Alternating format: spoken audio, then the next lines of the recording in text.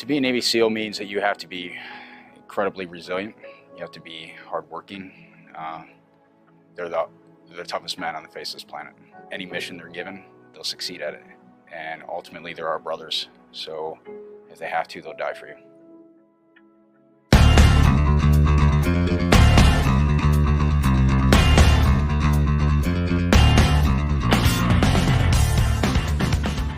United States Navy SEAL recounts actions leading to Medal of Honor. Thank you for joining us today for a look at this true American hero, retired Master Chief Edward C. Byers Jr., a Medal of Honor recipient. I am Dougie Fearless, and we welcome you to our channel United States Navy ships, sailors and submarines. On a cold December night in the mountains of Afghanistan, Chief Special Warfare Operator, SEAL, Edward C. Byers Jr., and a team of SEALs embarked on a dangerous mission to rescue an American hostage held by the Taliban.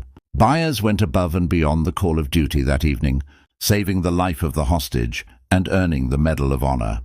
In this video, Byers shares the story of that evening, as well as his reaction to finding out he earned the Medal of Honor.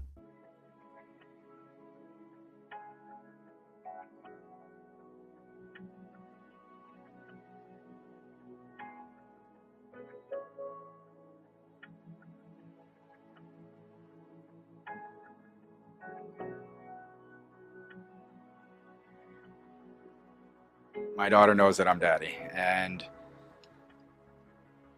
she loves me just for that. And if you talk to her one-on-one, she'll tell you the 5 different nicknames she has of me, and I don't think one of them includes hero. People that I consider the heroes are the men I work with, and in particular, Nick Check. This award, surrounds a specific mission that we did, and in that mission, Nick Check was ultimately killed. The mission that night was a hostage rescue mission. So to us, that is a no-fail mission. Our objective, our goal is to bring back an American hostage alive. So that night was December 8th in eastern Afghanistan, and it was a cold night.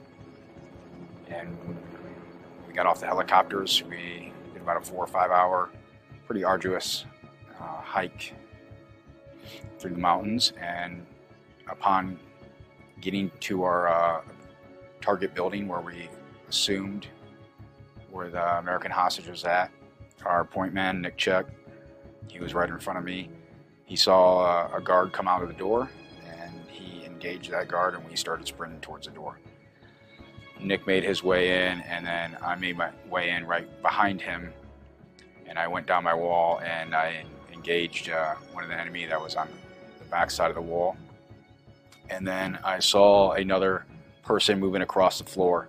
So by the time I got to him, he was on his back, and I was able to get it down on top of him, straddle him, pin him down with my knees, and I had to adjust my night vision to try to get some facial recognition. At the same time this is happening, calling out, trying to find the location of the American hostage.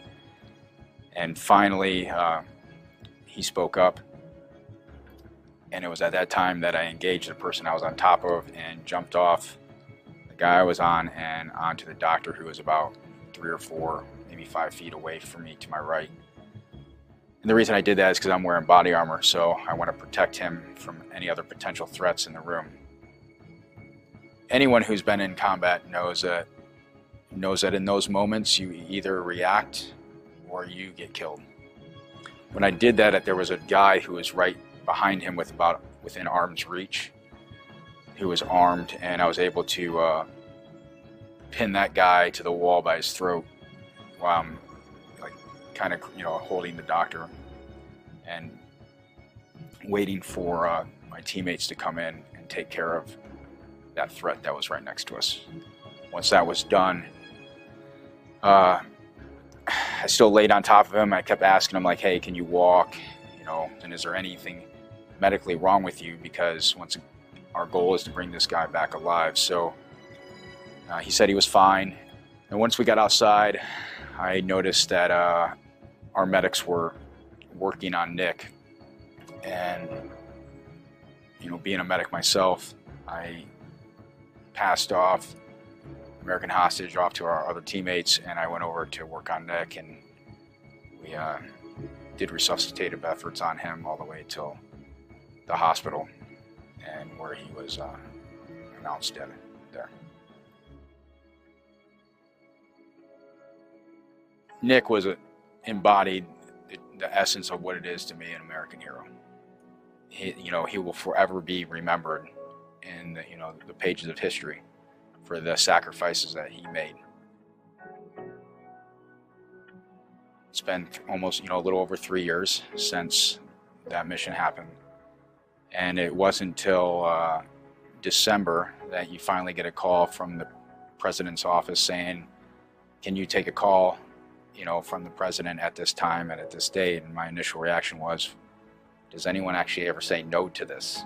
It wasn't until he called and I got to speak to him and he said, "Congratulations, I looked at your award and I'm approving you to receive the Congressional Medal of Honor." And that's when it's like, okay, this is real. When I called my mom that night and told her, I gotta love my mom. Her first question out of her mouth was, "Do you think I'll be able to come to it?" And I was like, "Of course, Mom. I'm pretty sure you're gonna be allowed to come." So my initial reaction to it was, that I felt very honored and very humbled, because now I'm going to be a representative for the Navy and Naval Special Warfare community. And there's a weight that carries with it. And that weight is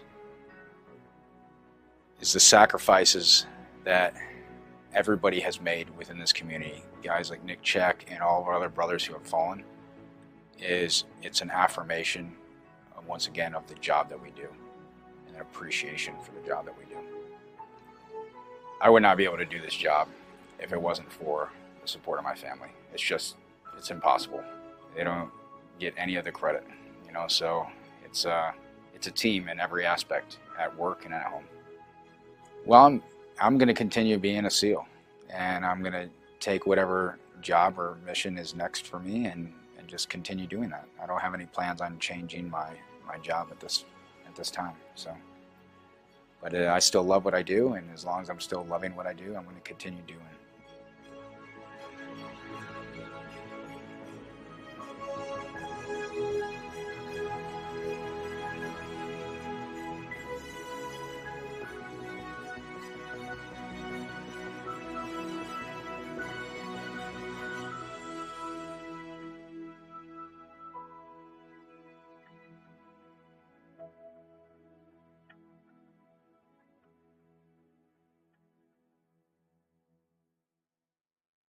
We thank you for watching this video, and we want to express a very special thank you to Master Chief Petty Officer Edward C. Byers. We salute you, sir, and we know that without your sacrifice, this YouTube channel would not be possible. Thank you for your service from the bottom of the deep blue sea. Subscribe to our channel if you enjoyed this content and smash the like button. Thank you.